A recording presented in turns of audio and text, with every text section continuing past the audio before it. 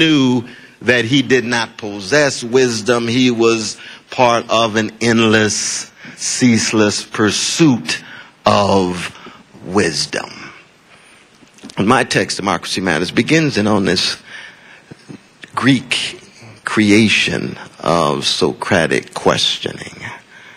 Do we really have what it takes to engage in that kind of painful self-scrutiny in our move from womb to tomb? It raises the question, who are we really when we take the mask off? What kind of nation are we really when we push back the various lies we often tell about ourselves, past and present? It's not a trashing of ourselves, it's not a trashing of the nation, it's just trying to be honest and candid. And that's what one loves about Socrates, and that's why Socratic questioning is a precondition for any serious discussion of democracy matters. Dogmas, as Sister Erin mentioned earlier, dogmas like free market fundamentalism, the kind of fetishizing of the unregulated market, as if it has some magic independent of the quality of the persons who inhabit those markets.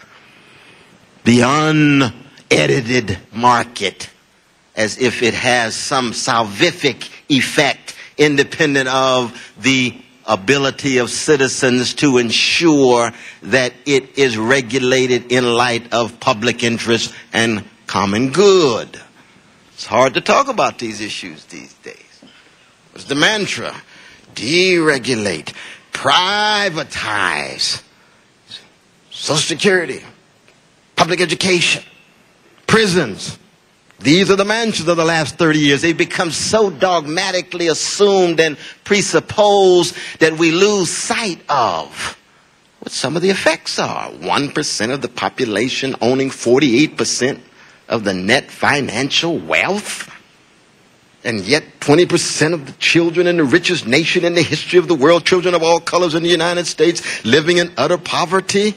39% of brown children, 37% of black children, 46% of red children. Let us never forget our indigenous brothers and sisters. But oh, Brother West, that's how the market functions. No, there's no such thing as the market functioning. These are human beings contesting one another. Markets are legal constructs. They're human creations. They can do wonderful things. I was just at Microsoft last week. It's fairly clear. They can do wonderful things, generate unbelievable levels of efficiency, productivity, allowing levels of communication unprecedented. But at the same time, it can generate isolation and inequality that will undermine any fragile democratic project. Where's the dialogue? Well, we look.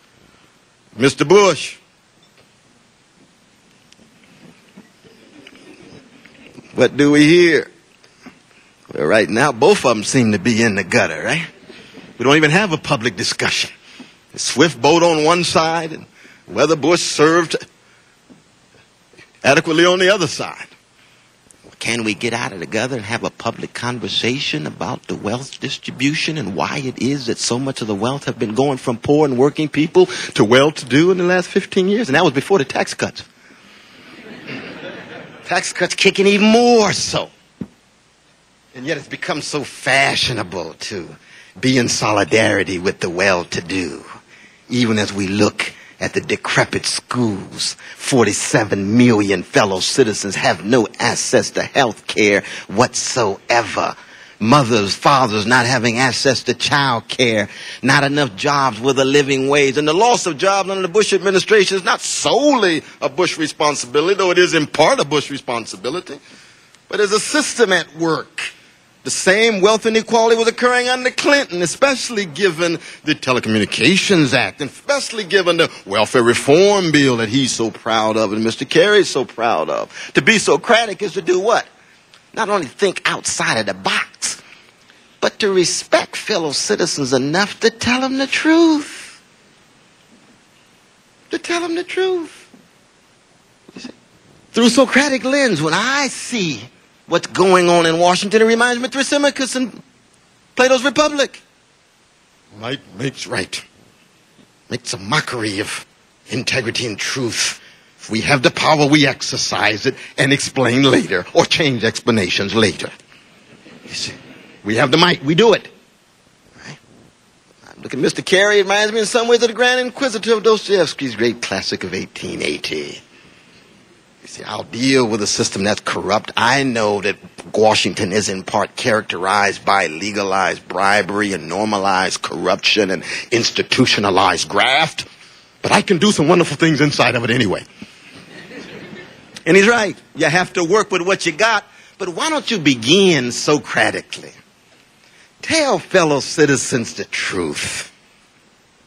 Tell them that we're at the point at which the system has become so saturated with big money that the politicians no longer are able to speak their minds or actually find their voices because they're encircled by spinsters and pollsters and others who are checking to see what their deepest commitments are after they've engaged in some poll.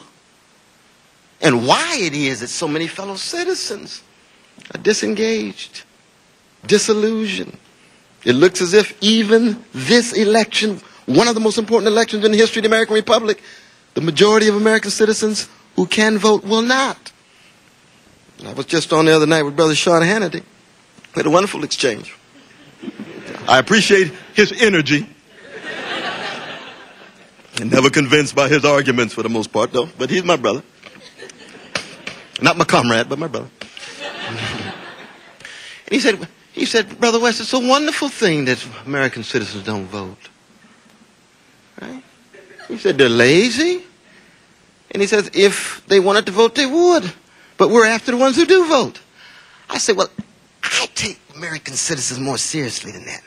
I travel around the country. I believe American people are full of tremendous creativity, intelligence, and imagination. So when they decide to vote, I might think they're short-sighted, but I don't think they're stupid. I don't think they're lazy. I think we have to raise some Socratic questions. Maybe they're saying something that those of us who are involved don't want to hear. You see, what does it mean to be depoliticized in a market culture that convinces you to be political is to be locked into market-driven politics that have no serious, substantive, Socratic dialogue or public exchange anyway? Maybe they're tired of the infomercials that they see when they convene in conventions and so forth. Or maybe they're also so frightened about their own private lives because the appeal to fear and greed that is becoming more and more characteristic of our political discourse is something that turns them off.